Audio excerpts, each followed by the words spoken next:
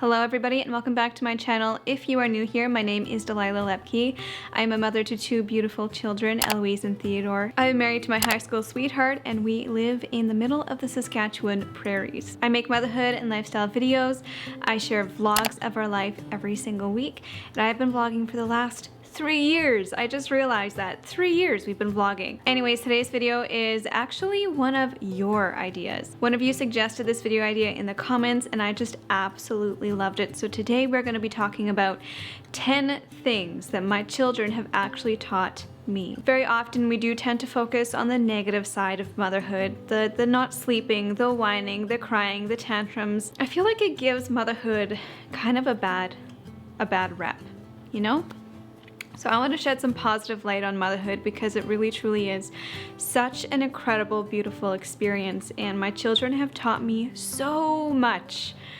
So much. I did some brainstorming, I wrote down a bunch of stuff, and yeah. Oh, before we dive into this, scroll down to the comment section and leave a comment telling me what is one thing your children have taught you. Number 1, slow down.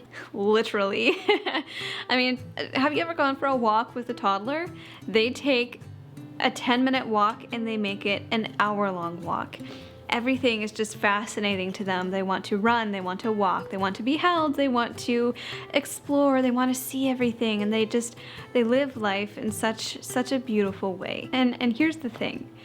It bothers me. My adult nature wants to do things quickly and efficiently and productively. But that's not how the child's brain works, and it bothers me. But my children have taught me to appreciate the slowness, to revel in the slowness, and to not live life so fast. I have to ask myself, why does it bother me so much? Why do we have to live life so quickly? All these beautiful moments are gonna be gone before we know it. Number 2, live in the moment. This kind of goes hand in hand with number 1, but truly this is probably one of the biggest things that my children have taught me. These moments are so fleeting. They go by so fast. We need to learn to live life slow and to appreciate all of the little moments that we're living in right now. I feel like as adults, we're just always looking forward to the next big thing, and we're always working towards something, which isn't necessarily a bad thing whatsoever, but it becomes all we can think about. We are consumed with it and we forget what we have right now, and we forget to appreciate it, and we take it for granted, and before we know it, it's gone. If you're a mom, I'm sure you've heard this 1,000 times, but the days go slow, but the years go fast. They fly by. I have no idea how I've already been a mother for 3 whole years. The years go by so quickly, and yet even this morning, or last night, it was a rough night with Theo. He was awake every 1 to 2 hours, just crying and needing comfort, needing to nurse, just needing me. And I had a very rough night, and the night felt very long. It felt very long, but truly, I know deep down in my heart, one day when my children are grown up and moved out of the house, wow, I'm getting emotional. Oh, truly, I know I am going to miss these days so much. It's going to break my heart when they move out and they don't need my constant care and attention anymore. Live in the moment. Learn to do it. Force yourself to do it. It's a constant learning curve for me, but I need to just appreciate the state that we're in right now. Number 3, to find joy in the littlest of things. I love watching my children. They get so excited over the smallest things. Something as simple as eating off their favorite plate for dinner, or drinking from their favorite colored cup, or going for a walk, or going to Gammy's house. Like, the smallest of things just make them so happy. They are so happy with so little. Happiness is not about bigger, better, more. That's the mindset that we adults seem to have, but it's not about that. It's about the little things in life that just make you smile, the little things in life that make you excited, that make your day easier, that cup of coffee in the morning, that The sun shining, the birds chirping, those are the moments that truly bring such happiness. Number 4, productivity does not define success. This is a hard one for me. I'm a busy person. Like, I am a stay-at-home mom and I work full-time, and trying to squeeze in everything that I need to do in a day is hard.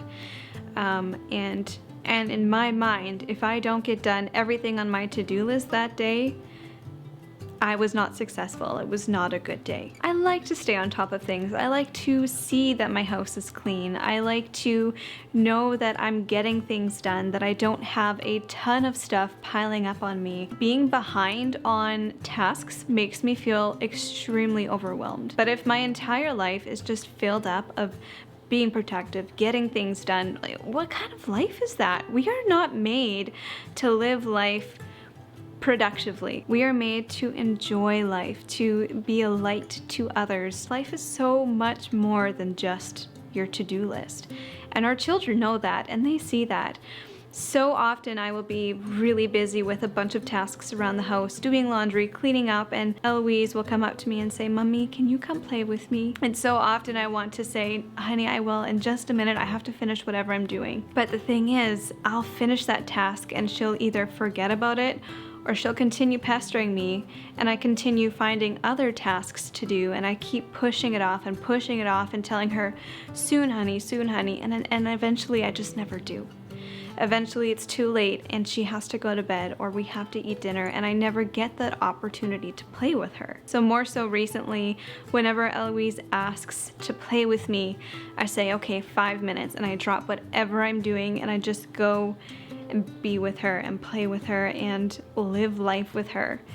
And I try to do this on a regular basis with Theo as well. I mean, he's obviously not at the age where he can tell me that he wants to play with me, but he needs some time with mommy too. Again, these moments just go by so fast, and I need to remember to just stop and to play with my kids so that I don't miss out on this age and this stage and where they are in life. I'm never going to look back on my life and regret not doing the dishes.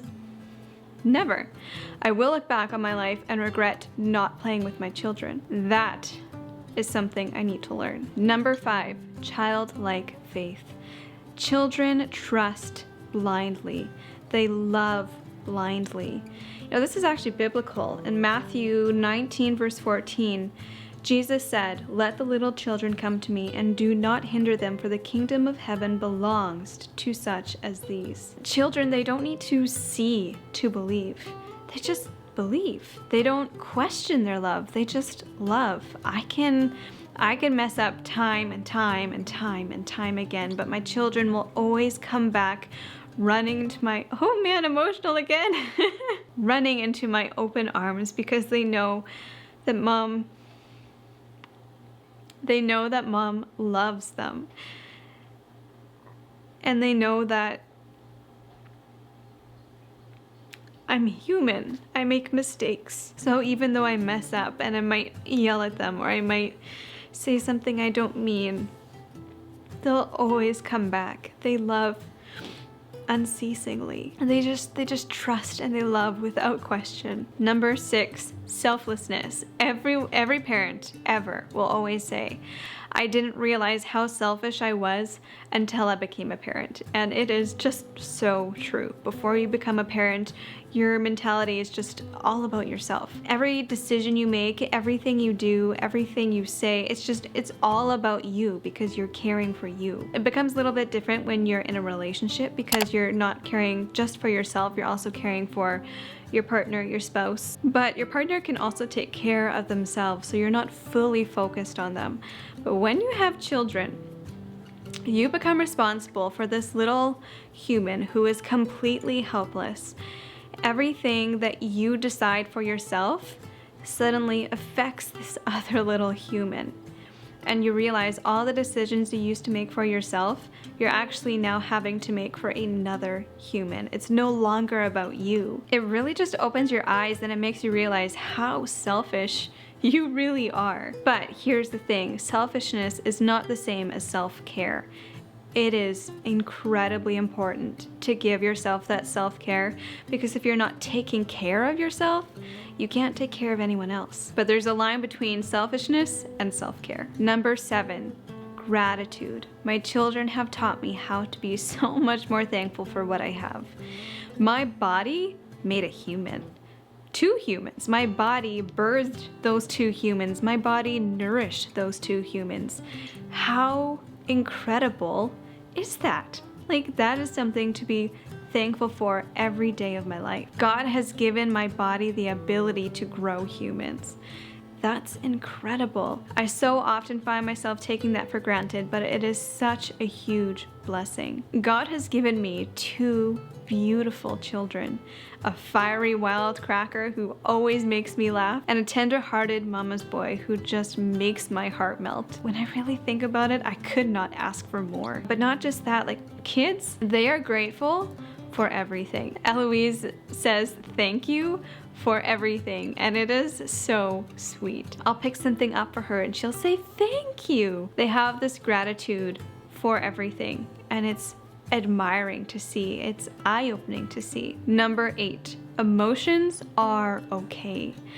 I beat myself up when I am overcome with emotions and hormones and I lose control. I feel stupid when something small makes me cry. Children wear their hearts on their sleeves. They are not afraid to express what is truly deep inside of them. Their emotions, their thoughts, everything just comes spilling out. Seriously, a compliment from a toddler, you will never receive a more sincere compliment because they have no filter. And while we as parents have the responsibility of teaching them how to handle all of those crazy emotions, we could also learn a lesson from them.